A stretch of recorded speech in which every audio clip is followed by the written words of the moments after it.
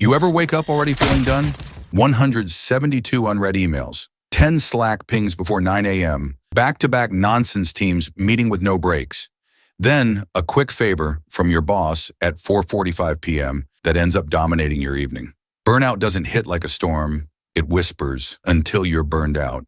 Just like these folks who scream by Lake Michigan in Chicago on the weekends. I've been there. We all have been there. And you're not alone. Burnout isn't just tired. Burnout is, I have nothing left to give, but people still want more. It's when your body's moving, but your soul checked out 3 Mondays ago. You're sleeping, but still exhausted. Eating, but nothing hits. Getting shit done, but it feels meaningless. And you're starting to wonder, is this what life is now? Wake, work, scroll, stress, repeat? But you're not lazy. You're not weak. You're just human. And this system was never built to protect you. So how does burnout creep in? Burnout doesn't hit like a truck. It creeps, quiet, slow. It begins with hustle, feeling capable, ambitious, productive. That new job high. You say yes to everything. You crush projects, impress people. And every time you overextend yourself, they reward you with more work. You push, you grind, you sacrifice sleep. Eventually, results slump, shame builds, energy drains.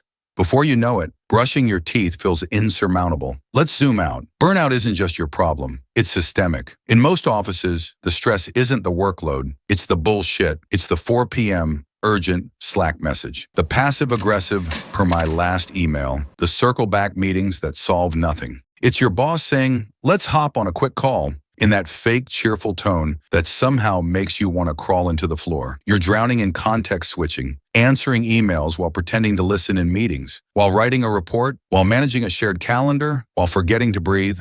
A Harvard study found that knowledge workers lose up to 40% of their productivity to task switching and communication overload. You're not broken. You're just not meant to function like this. Here's what no one admits. Burnout isn't just a mindset. It's a physical, biological condition. Cortisol, your stress hormone, stays elevated. Your prefrontal cortex, focus, logic, decision-making, gets foggy. Your amygdala, fear response, lights up like fireworks. Translation, you get emotional, forget things, snap at coworkers, cry randomly, struggle to care about anything. This isn't weakness, it's a nervous system running past empty. All right, if you're hearing this and going, oh shit, that's me, take a breath. Drop a comment and tell us, what's burning you out right now? And if you see someone being real, reply. Say, same. Drop a tool, a book, a link. Hell, just a heart emoji. Because the opposite of burnout isn't productivity. It's connection. All right, let's fix this.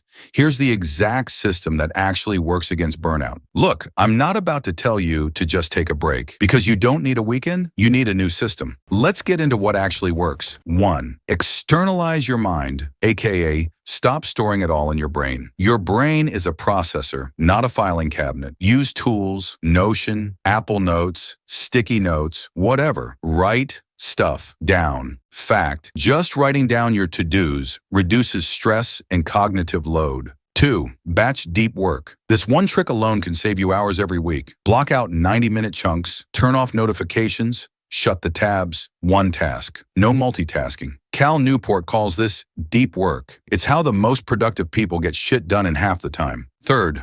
Build in micro wins. Burnout thrives when everything feels unfinished, so design completable tasks. Instead of finish the entire report, try draft 3 sections of the report by the end of the day. Momentum kills burnout, perfection delays relief. 4. Sleep like it's your damn job. Science says 1 night of bad sleep drops your cognitive performance by up to 40%. You're not underperforming. You're sleep deprived. Treat 7 to 9 hours like it's sacred. Your brain literally cleans itself while you sleep.